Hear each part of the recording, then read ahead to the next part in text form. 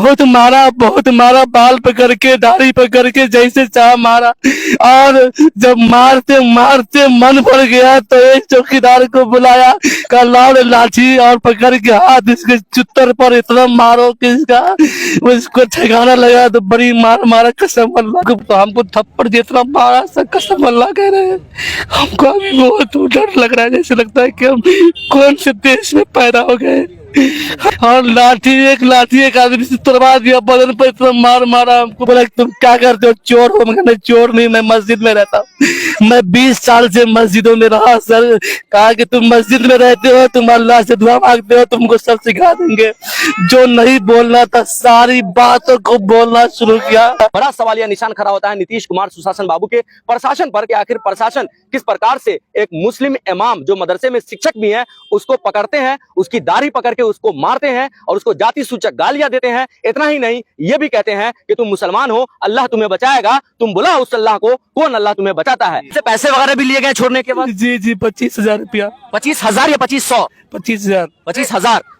SP साहब अगर उसके हक में सही फैसला नहीं देते हैं या इन पे कार्रवाई नहीं होती है तो हम लोग एहतजाज करेंगे। बेनीपट्टी का प्रशासन जो है ना, ये अपने आप को दमनगिरी दिखा रहा है, समझ गए? और उस दमन से पला नहीं पड़ा है इसको। जिस दिन पला पड़ जाएगा इस पुलिस वाले को, उस दिन प्रशासन का जो है ना सब हिटलरगिरी निकल जाएगा बेनीपट्टी प्रशासन को। नमस्कार, स्वागत है आप सभी का बदलता हिंदुस्तान पर। अभी मैं मौजूद हूं मधुबनी जिला के बेनीपट्टी प्रखंड क्षेत्र के कटैया गांव में। आपको बताते चले, सोशल मीडिया पे आपने मोहम्मद फिरोज का ये वायरल वीडियो जरूर देखा होगा। मोहम्मद फिरोज जो कि बेनीपट्टी अनुमंडल क्षेत्र के कटैया गांव निवासी हैं। मोहम्मद फिरोज के साथ बेनीपट्टी पुलिस के द्वारा बर्बरता का मामला सामने आया है। मोहम्मद फिरोज ने वीडियो बनाकर जो आरोप लगाया है बेनीपट्टी पुलिस के ऊपर, वो गंभीर आरोप है और कहीं ना कहीं इस मामले को लेकर वीडियो वायरल हुआ है और ग्रामीण आक्रोशित हैं। और राजेश यादव जो कि प्रमुख भी हैं और इस गांव के ग्रामीण भी हैं, उन लोगों के द्वारा नेता प्रतिपक्ष तेजस्वी यादव को इस बात की सूचना भी दी गई है। और नेता प्रतिपक्ष तेजस्वी यादव कल यानी 3 फरवरी को बेनीपट्टी के कटैया पहुंचने वाले हैं, मोहम्मद फिरोज से मिलेंगे और बेनीपट्टी प्रशासन के इस दुर्व्यवहार को उजागर करेंगे। तो बताते चले, इस मामले को लेकर कई लोग कल एसपी साहब से मिले और एसपी साहब को उन्होंने आवेदन दिया और एसपी साहब से कार्रवाई की मांग की गई। क्या नाम हुआ आपका? मोहम्मद अमीरुल हक हुआ। घर? कटैया। क्या मामला हुआ था मोहम्मद फिरोज के साथ, क्या जानकारी? फिरोज के साथ ये हुआ था कि वो आ रहे थे, उनको रास्ते चेकिंग में है ना, उनको रोका गया तो वो रुके और रुकने के बाद में उन पर जो है गाड़ी पर लाठी डंडा बरसाने लगे। वहां तक के यहीं तक नहीं हुआ कि उन्होंने गुहार भी लगाया कि सर क्या बात है, छोड़ दीजिए। यहाँ तक पैर भी छुए, लेकिन थाने में लाके उन्हें इस तरह मारा गया कि उसको देखेगा तो आंख से आंसू आ जाता है। अच्छा, जो मामला हुआ है इस पर क्या कहेंगे आप लोग? हम तो यही कहेंगे प्रशासन को कि मौलाना जो है फिरोज अपने ससुराल से आ रहे थे तो रास्ते में मौलवी समझ करके इसको रोका और रोक करके जो है इसको बहुत मारा गया है। बेचारा हॉस्पिटल में एडमिट है, इसलिए प्रशासन की बहुत बड़ी। कहाँ से आ रहे थे वो ससुराल से आ रहे थे। कहाँ ससुराल हुआ उनका? सुने और कहाँ पर रोका गया उनकी गाड़ी? यही मोहम्मदपुर के बीच में उसको रोका गया था। बेनीपट्टी का प्रशासन जो है ना, ये अपने आप को दमनगिरी दिखा रहा है, समझ गए? और उस दमन से पला नहीं पड़ा है इसको। जिस दिन पला पड़ जाएगा इस पुलिस वाले को, उस दिन प्रशासन का जो है ना सब हिटलरगिरी निकल जाएगा बेनीपट्टी प्रशासन को। ये किसी को भी मारपीट देता है कहीं भी। क्या समझते हैं अपने आप को, हिटलर है क्या? उसको पला नहीं पड़ा है कि कटैया का आदमी है, ये छोड़ेगा नहीं। कल आने दीजिए तेजस्वी यादव को, छोड़ेगा नहीं इसको। पूरा मूड बना लिया कि प्रशासन, पूरा मुंड नहीं, हम तो करे कि अभी थाना, चलो थाना घेराव करते हैं, अभी थाना घेरते हैं। अगर मौलाना फिरोज साहब के साथ जिस तरह बर्ताव किया गया है, अगर एसपी साहब अगर उसके हक में सही फैसला नहीं देते हैं या इन पे कार्रवाई नहीं होती है तो हम लोग एहतजाज करेंगे। तेजस्वी यादव भी आ रहे हैं, मालूम पड़ा है? हाँ, वो आ रहे हैं और उनके साथ हम लोग पूरे इलाके के लोग, अगर वो नहीं कार्रवाई करते हैं, नहीं इंसाफ देते हैं तो पूरे इलाके के लोग हम लोग उसके खिलाफ एहतजाज करेंगे। मोहम्मद फिरोज साहब अभी आए हैं डीएमसीएच से अपने घर और फिरोज साहब के साथ बर्बरता का वीडियो इन्होंने जो बयान दिया वो वायरल है। तेजस्वी यादव भी कल आ रहे हैं, रोइए मत, अल्लाह पर भरोसा रखिए और इंशाल्लाह आपके साथ इंसाफ जरूर होगा। आप जब घटना हुई आपके साथ, आप कहां से आ रहे थे? सुने ससुराल से आ रहे थे ससुराल से आ रहे थे। जी। कौन से तारीख की घटना है ये? 29 जनवरी सुबह 9 बजे करीब 29 जनवरी की घटना है। क्या घटना हुई थी, थोड़ा डिटेल में बताइएगा प्लीज। मैं आ रहा था, हम समझे धूनी बहुत तेज थी, हमें क्या पता कि लोग पुलिस वाले खड़े हैं, बिल्कुल। हम समझे कि ऐसे लोग खड़े हैं, भीड़ भाड़ है, हम आगे बढ़ गए, बाद में आवाज दिया और रोक के जब लेट किए रोकने पर तो लाठी हमारे गाड़ी पे लगा दिया। बाद में हम जो बोले सर क्यों मार रहे हैं गाड़ी पर, तो हमको थप्पड़ जितना मारा सर कसम अल्लाह कह रहे हैं, हमको अभी बहुत डर लग रहा है, जैसे लगता है कि हम कौन से देश में पैदा हो गए। हमको बहुत टेंशन हो गया, उसने बड़ी मार मारा थप्पड़ से, मुक्का से और लाठी एक आदमी से तुड़वा दिया, बदन पर इतना मार मारा, हमको बड़ी मार मारा सब कसम अल्लाह करे, हमको तो वो आवाज पूरा गम कर रही है। तो अभी उस वक्त मारने वाले कौन थे? डीएसपी थे, पुलिस थाना अध्यक्ष थे, हवलदार था, कौन था? डीएसपी साहब खुद। डीएसपी साहब प्रशिक्षु जो है। जी सर, वो तेजस्वी यादव संज्ञान ले लिए हैं, कल वो आने वाले भी हैं, क्या करिएगा इस पर? और सर वो वहाँ से लग गाड़ी में, मैं कहा कि फोन से एक मतलब बात करा दीजिए सर, एक कल अपनी माँ बाप से, भाई बहन को ऐसे बात करा दीजिए, लेकिन कोई बंदा तैयार नहीं हुआ मुझसे बात कराने की। पानी भी आप मांगे, पानी भी नहीं दिया गया। जी सर, पानी नहीं बल्कि हर काम के लिए आपसे पैसे वगैरह भी लिए गए छोड़ने के बाद? जी 25,000 रुपया। 25,000 या 2500? 25,000। 25,000।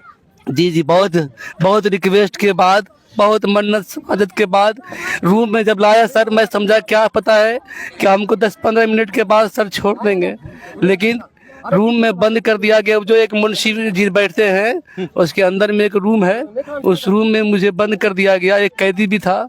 तो मैं सोचा कि लगता है कुछ देर के बाद मुझे बुला के सर छोड़ देंगे, लेकिन कुछ देर के बाद, आधा घंटा या कुछ देर के बाद जब डीएसपी साहब खुद से आए तो मेरे पैर पर ऐसा लात मारा कि मुझे अभी भी याद आते हैं तो मुझे रोना आता है, या हम कैसे कोई नहीं। बहुत मारा, बाल पकड़ के, दाढ़ी पकड़ के जैसे चाह मारा, और जब मारते मन भर गया तो एक चौकीदार को बुलाया, का लाल लाठी और पकड़ के हाथ इसके चुत्तर पर इतना मारो कि उसको ठिकाना लगा, तो बड़ी मार मारा कसम अल्लाह। मुसलमान होने का हवाला दे करके भी आपको पीटा गया? जी कहा, हमने कहा कि सर, हमको बोला कि तुम क्या करते हो, चोर हो? मैं चोर नहीं, मैं मस्जिद में रहता हूँ, मैं 20 साल से मस्जिदों में रहा सर। कहा कि तुम मस्जिद में रहते हो, तुम अल्लाह से दुआ मांगते हो, तुमको सब सिखा देंगे। जो नहीं बोलना था सारी बातों को बोलना शुरू किया।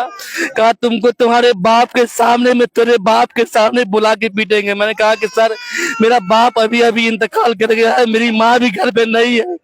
कहा कि तुमको हम अभी घर नहीं भेजेंगे, तुमको तो जेल भेजेंगे, तुम्हारा तो वो हाल करेंगे कि तुमको जिंदगी भर याद रहेगा।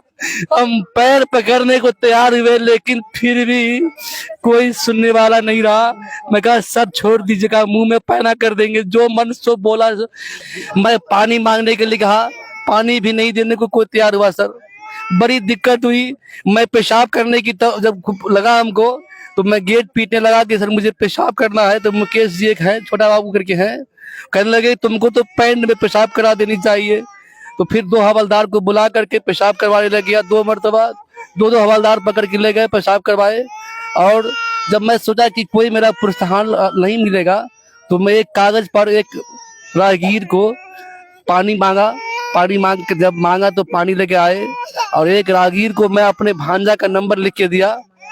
और जब मैं नंबर लिख के दिया तो मैं सोचा कि फिर भी मैं इंतजार किया कि लगता है कि फोन कहीं हुआ कि नहीं हुआ। 1 घंटा 2 घंटे के बाद मैं बंदा को देखा तो बोला कि फोन कर, चला किया कि हाँ फोन कर दिया हूँ।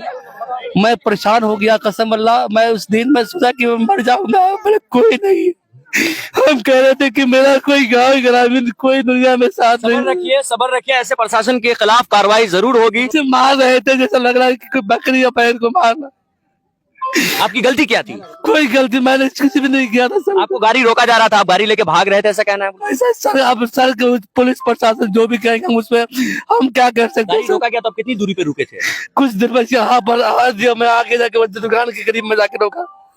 और आपको पीटना चालू कर दिया। जी हमको समझ में नहीं आया, मैं कुछ बोलने भी नहीं, लेकिन बोलने भी नहीं दिया। दाढ़ी वगैरह पकड़ के भी पीटा गया। जी दाढ़ी बाल पकड़ के हिला के उठा बैठा के जैसा चाह लाल से जैसा चाह पूरे बदन में दर्द से मैं करा रहा हूँ, रात में नींद नहीं आती है। मैं अब क्या मांग करेंगे? अब आप क्या मांग करते हम यही मांग करेंगे कि मुझे इंसाफ मिले। हैं?